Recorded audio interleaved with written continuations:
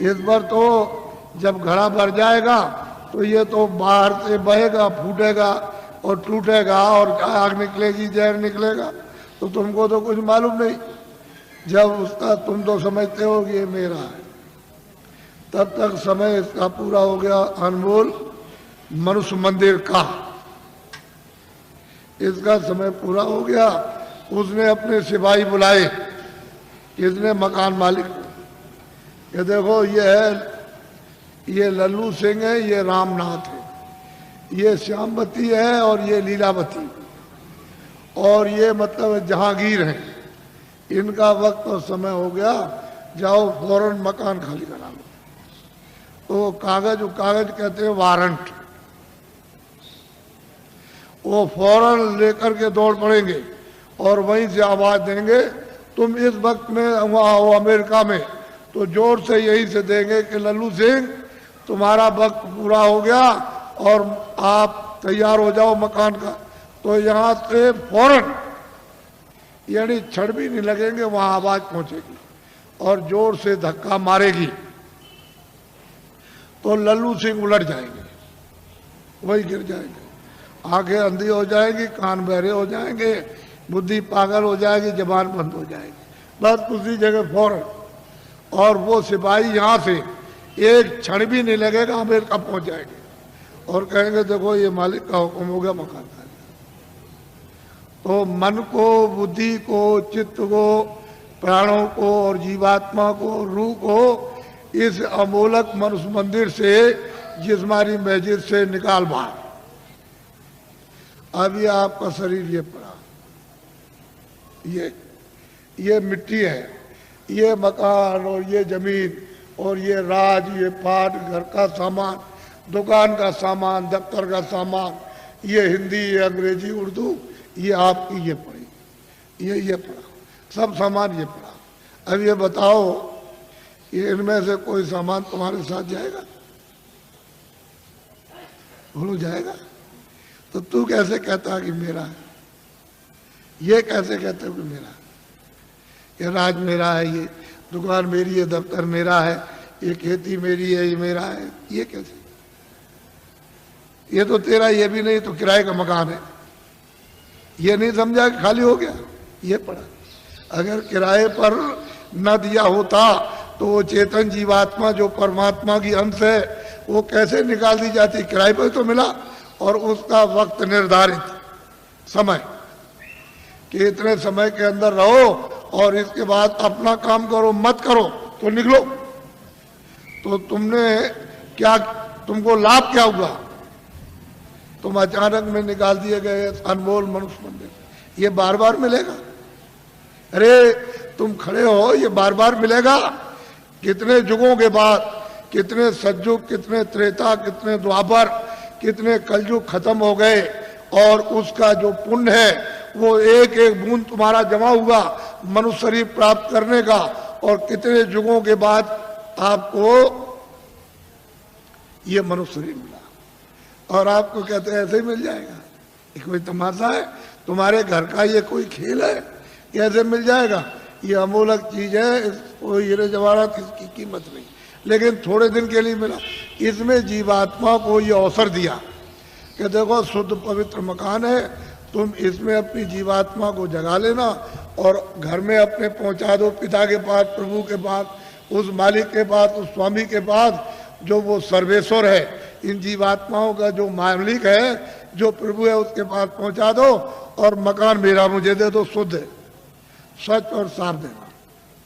तो आपने कुछ शुद्ध साफ रखा, आंख गंदी, कान गंदे, जबान गंदी, मन गंदा, बुद्धि गंदी, चित्त गंदा, जीवात्मा गंदी, हाथ गंदे, पैर गंदे, इतने तुमने कैसे कैसे कर्म किए तो गंदगी को तुमने लाद लिया। ये पहाड़ों की तरह से गंदगी जमा हो गई, तो बताओ इस जीवात्मा का उबार कौन करेगा? मैं वहां वो बात सुनाने नहीं आया जिसको तुम समझ रहे होगे। ये खेती करो, दुकान करो ठीक से और दफ्तर का काम ठीक से करो।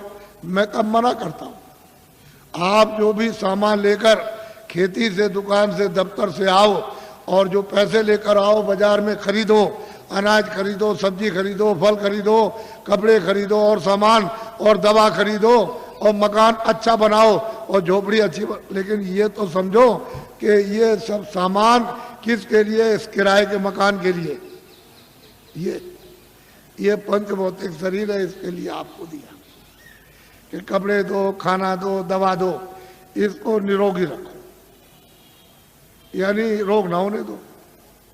ये आपको बताया, ये आपको बता रहा हूं कि ये सामान सब इसका है, तो आप लाख जोड़ो, करोड़ जोड़ो, अरब खरब रखो, लेकिन ये तो समझो कम से कम कि ये इसका है, इसमें जीवात्मा का रत्ती भर भी नहीं, ये सब इसका।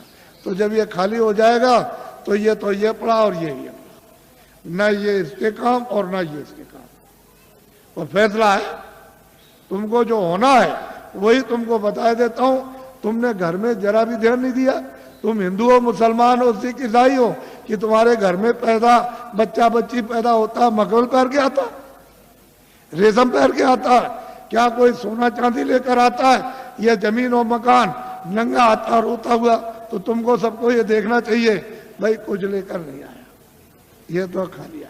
रो रहा है तो अपनी पीड़ा में, अपने दर्द में रो रहा, उसको दर्द और पीड़ा हो रही, सहन नहीं हो रही है, और माँ कहती है अरे बच्चा चुप हो जा, पुचकारती है, लेकिन उसको न देख सकता, न सुन सकता, न बोल सकता है, तो कुछ भी नहीं कर सकता, रोता ही रोता है खाली। तो दर्द में रोता है, पीड़ा में।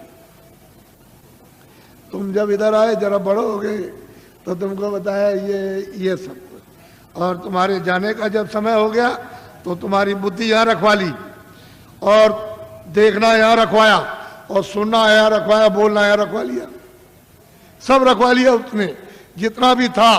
और तुमको मतलब यह है कि निकाल बाहर किया, फिर तुमने उस पर कपड़े डाल दिए। क्यों? कि भाई अब देखा नहीं जाता, अब देखा नहीं जाता, अब तो डर लगता, घृणा हो गई, तो कपड़ा डाल देते हो। तो इतना नहीं तुम देखते हो, जब ले जाते हो कपड़ा ढक करके, तो वहाँ गड्ढा खोद के गाड़ देते हो, लकड़ियों पर रख करके, और इसको रखते हो और जलाते हो। तो तुमने आग लगाते देखा नहीं कि फुक दे, यानी कपड़ा जल गया, नंगा हो गया। तो तुमको ये नहीं दिखाई दिया कि कोई कपड़ा लिए जा रहा है, कोई सोना, कोई चांदी, कोई मकान, कोई बाल, कोई बच्चे, कोई रिश्तेदार, या हिंदी, अंग्रेजी, उर्दू लिए जा रहा? ये जाते में सब रखवा लेगा, आते में कुछ ले आने नहीं दिया। तो ये आपको समझना चाहिए कि ये किराए का मकान आपको थोड़े दिन के लिए दिया है, तो आप कोई घर बार मत छोड़ो। मैं कोई घर बार छोड़ाने थोड़ी आया हूँ। तो खेती करो, दुकान करो, और दफ्तर का काम कैसे करो? ईमानदारी, मेहनत, झूठ नहीं। झूठ और धोखा और बेईमानी और चालाकी और मारपीट और हिंसा और दगेबाजी और सीनाजोरी और जबरदस्ती, बेईमानी, ये नहीं, ईमानदारी, मेहनत। घर में आओ, अपने बच्चों की सेवा करो, ये दो ही तो आपकी ड्यूटी है, और क्या ड्यूटी। और जब आप जाओ सोने, कोई काम ना हो, तो ये मनुष्य मंदिर है, इसमें जीवात्मा बैठी हुई है, और ऊपर से परमात्मा 24 घंटे बोल रहा, एक क्षण भी बंद नहीं होता। 24 घंटे उसका कथा, कीर्तन, आरती 24 घंटे हो रही है, और तुम्हारे कानों तक आवाज दे रहा कि तू मेरी आवाज को सुन ले, और मेरी आवाज को सुनकर पकड़ के मेरे पास चला। तो तुम कभी सुना? कूड़ा कचरा लाद लिया इस पर। तो मैं तुमको जरा बताता हूं, ये तो बहुत से डॉक्टर हैं यहाँ, और आप पढ़े लिखे हो, विद्वान हो, आप जानते हो कि जीवात्मा कहाँ है इस शरीर में। तुमको मालूम, ये जो मिट्टी पड़ी है उसका एक बालू का कण, एक जर्रा उसके लाख टुकड़े कर दिए जाए, उससे भी वो छोटी है, और इस शरीर में बंद है। तो किसी ने एक्सरे में, किसी ने आले में बताया? कहीं नहीं पता चलता। सब लोग आला खींचते हैं कि इसमें कौन है, कौन निकल गया और कौन डाला गया, लेकिन कहीं कुछ नहीं। तो मैं तुमको बताता हूँ, तुम तो मतलब ये है कि मेरी बात पढ़े लिखे अनपढ़ सब सुनो। देखो ये मनुष्य शरीर, बच्चा पीछे हो जाओ, इधर पीछे मत खींचना नहीं फोटो, ये सत्संग हो रहा है नहीं, आप कुछ मत करो। ये फोटो किस लिए खींच रहे हैं? अभी मत खींचो। देखो मेरी तरफ, ये अनमोल मनुष्य शरीर है, ये मनुष्य मंदिर है, इसमें 24 घंटे देववाणी आसमानी आवाज, कलमा और आयतें हो रही हैं। मैं तुमको इधर बताता हूं, देखो इधर ये जीवात्मा न इधर है न इस तरफ है, न ये इधर बैठी हुई न इधर, और न इस तरफ है, यानी इधर नीचे कहीं नहीं।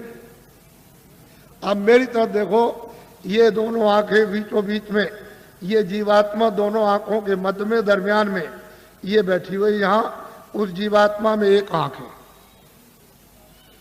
वो तीसरी आंख, तीसरा नेत्र, और शरीर में दो आंखें। कितनी आंख हुई?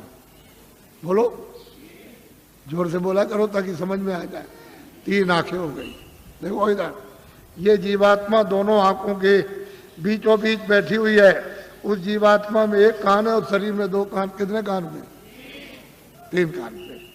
अब तुम समझ लोगे तो जल्दी आ जाएगा। ये जीवात्मा बैठी हुई है दोनों आंखों के बीचों बीच। उस जीवात्मा में एक नाक है और शरीर में 2 नाक। कितनी नाक हुई?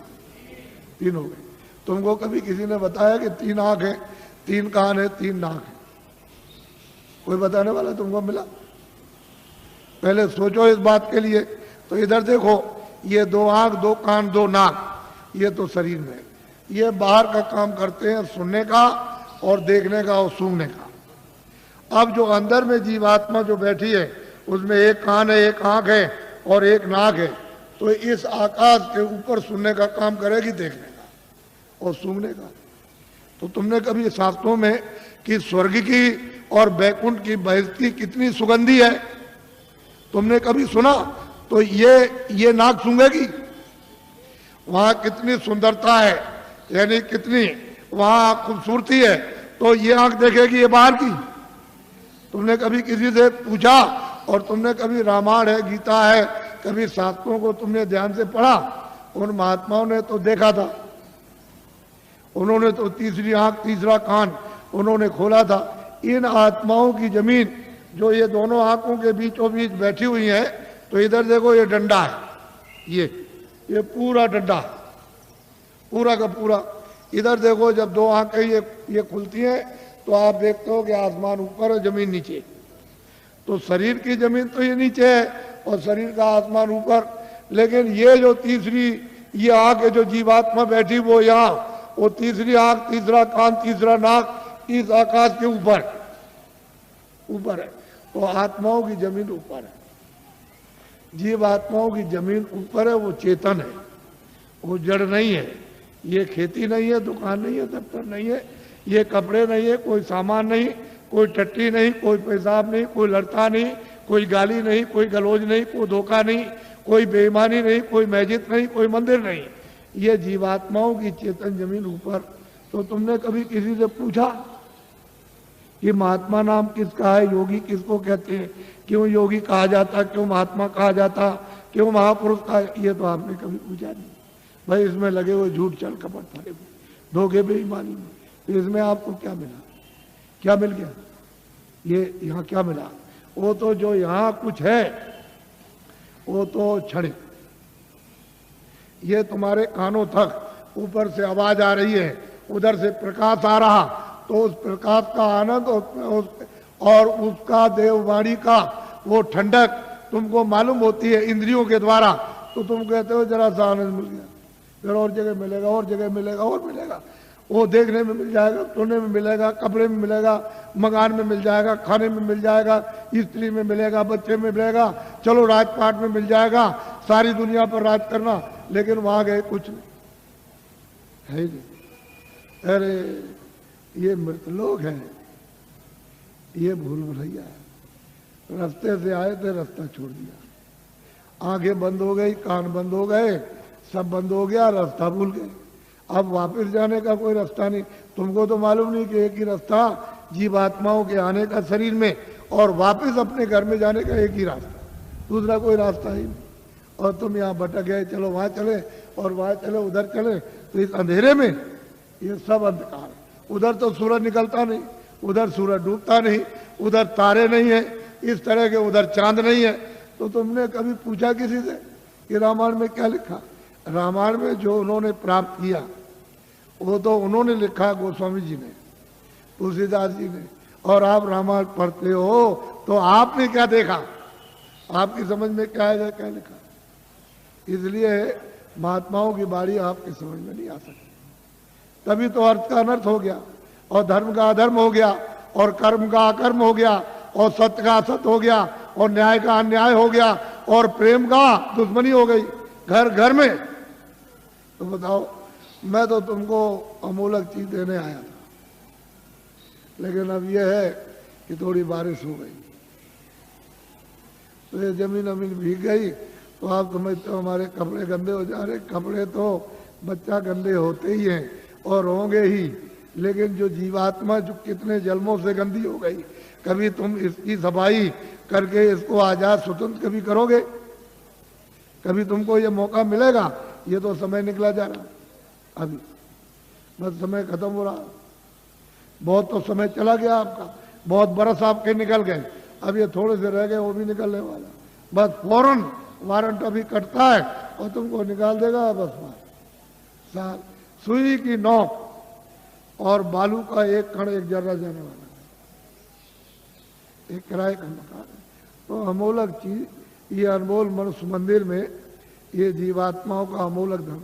तो तुमने ये तो कभी सोचा नहीं कि भाई हमने जीवात्मा के लिए अभी तक क्या इकट्ठा किया, उसके लिए कौन सा धन कमा के रखा कि जब तुम यहाँ से जाने लगोगे तो जीवात्मा की रक्षा हिफाजत होगी।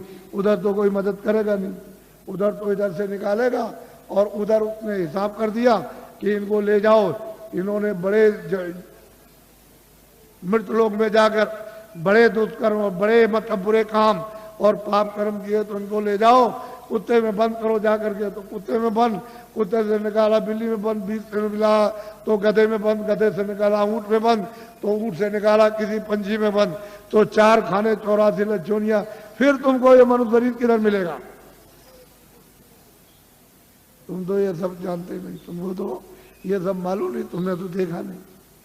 इसलिए मैं तुमको अमूलक चीज देने के आया हूं। कुछ आत्म धन चलते चला, जीवात्मा के लिए कुछ आत्म धन, यानी ईश्वरीय खुदाई रूहों को खजाना, उनको कुछ दे दो इस जिस्म में, शरीर में, तो इसका भला हो जाए। नहीं तो ये जा रही है तो दब गई, ये इसको कौन छुड़ाएगा? बिना महापुरुष, बिना जानकार के इसका रास्ता कौन जानता है? कोई नहीं जानता, सब भटके हुए भूले हुए। तो अमूलक चीज लो, उसको देना चाहता। इसलिए तुम ऐसा मत समझो कि कोई बाबा जी जय गुरुदेव है या बाबा जी भगवान है। हम तो पक्के आपके सेवक हैं, सेवक। कोई भगवान नहीं है, कोई जय गुरुदेव नहीं है। जय गुरुदेव तो वो है, हम तो आपके सेवक हैं। सेवा करने का मतलब यही होता है कि तुम्हारी गंदगी को साफ, जो तुम्हारी गंदगी धोता है, साफ करता है, उसका नाम सेवक ही है। जितने भी भारत में महापुरुष आए इस प्रभु को प्राप्त करने के लिए इस कलयुग में, वो सब के सब सेवक रहे। वो कभी महात्मा नहीं बने, न कभी महात्मा बनेंगे, न बने, न उन्होंने कभी इच्छा और न उन्होंने कभी स्वप्ने मतलब ये कभी सोचा। वो तो सेवक। तो तुम लोग उनको पहचान भी नहीं पाते, और उनके पास में अमूलक धन होता, अमूलक खजाना, और तुम ले नहीं पाते। इसी जमीन में वो भी आते हैं, इसी जमीन में तुम हो, तुम इसमें लगे पड़े हुए हो, और वो यहाँ से निकल के चले गए और तुमको कहते हैं भाई जल्दी कुछ अपना काम करो, नहीं तो ये पराया काम, ये बोझा ढोते हो, ये तो छूटने वाला है, तो ये शरीर चला जाएगा, ये तो मकान तुम्हारा नहीं है, ये सामान पड़ा रहेगा। तो अमूलक चीज है, अमूलक धन है, तुम्हारे साथ खजाना रखा अथाह। लेकिन अब क्या करे बेचारी जीवात्मा, ये इसमें बंद है, इस कोठरी में बंद हो गई, इसका फंस गई। अब इसको कुछ नहीं सुनाई दिखाई, कुछ नहीं देता। तो कोई महात्मा मिले तभी तो उनकी कृपा दया दृष्टि हो, और वो कुछ मतलब ये शुद्धि सफाई करें तो कुछ रास्ता दे दे तो अच्छा रहेगा, नहीं काम होता। तो अमूलक चीज लिए जल्दी में अच्छा रहेगा। हम ज़्यादा और कुछ नहीं बोलेंगे, लेकिन इतना जरूर कहेंगे, ये बड़ा भारी परिवर्तन होगा तुम्हारे घर में, तुम्हारे व्यापार में, तुम्हारे धर्म में, तुम्हारी जाति में, तुम्हारे मतलब खेती में, तुम्हारे मतलब दफ्तर दुकान में, और तुम्हारे राज में इतना भारी परिवर्तन होगा जो तुमको ख्वाब और सुन में भी पता नहीं है। ऐसा मालूम होता है कि बड़े भारी कष्ट आने वाले, तकलीफ तुमको तो अभी पता नहीं है। अभी तक इतनी तकलीफ 47 सालों में नहीं आई, इतना दुख नहीं आया, इतनी परेशानी नहीं आई, इतना कोलाहल नहीं हुआ, इतना त्रायमाम नहीं मचा वो आगे आने वाला। तो तुमने कोई बचाव के लिए सोचा, कोई बचाव की कोई औषधि, कोई चीज आपने ली है कि जिससे कि तकलीफों से बचाओ? तो उसके लिए तो कुछ नहीं। लेकिन मैं तुमको इशारा किए देता हूँ ताकि तुम दुकानदार हो, पढ़े लिखे हो, ताकि तुम भी ये समझ जाओ। देखो मेरी विनती प्रार्थना है कि आप कोई भी आंदोलन हड़ताल तोड़ दो। दुकान को बंद करना, दुकान को जलाना, कारखाने को बंद करना, कारखाने को जलाना, दफ्तर को बंद करना, दफ्तर को जलाना, फिर बस को तोड़ना, रेल को तोड़ना, सड़क तोड़ना, ये सब अमानवीय काम आप लोग अपने अपने सब लोग बंद कर दो। ये तुम्हारा काम नहीं है। सही सच्ची बात तो ये है, ये बुद्धि का पागलपन है। इसको तो आप बंद कर दीजिए। क्यों बंद कर दीजिए? यही जब तुमको राज मिला था और खजाना तुमको मिल गया, फौज फाटा, कागज पत्थर और दफ्तर मिल गए, प्रजा मिल गई, तो इसको सबको उपदेश करना चाहिए था कि ये सब सामान तुम्हारा है। दफ्तर तुम्हारा, खेती तुम्हारी, दुकान तुम्हारी, कारखाना तुम्हारा, बस तुम्हारी, और तुम्हारा मतलब ये रेल तुम्हारी, सड़कें तुम्हारी, और तुम्हारे काम आएंगे, सब तुम्हारा है। और ठीक भी बात है। अभी मैं रास्ते में आ रहा था तो रास्ता जाम है, तो सड़क तो आप भाई आपकी है, आप आ रहे हो, आपके काम आएगी। तो मतलब इसका मतलब ये नहीं है कि आप नहीं गए उस सड़क पर तो आपके काम आएगी, आप 2 दिन बाद जाओगे तो सड़क जाम हो जाएगी। तो आपको तो ये जानना चाहिए सब चीजें मेरी है। अब इनको आपने जला दिया, जलवा दिया, जला दिया, तोड़ दिया, फोड़ दिया, दुकान को, दफ्तर को, कारखाने को, इसको उसको, तो ये जो आमदनी का नुकसान हुआ ये किसका हुआ? हे बच्चों, तुमने अपनी आमदनी उसको जला करके खाक कर दी, अब रो रहे हो। तो ये लोग राज कर रहे प्रांतों में और वहां सेंटर में, तो देखा इनको कि भाई अब पैसा नहीं रह गया, अब क्या किया जाए? तो ये बाहर भगे, बाहर से ले आए कर्जा मांग करके, हमारा देश गरीब है तो हमको कर्जा दे दो। सब देशों से मांगा है और सब से ले आए। कितना ले आए? इसको वो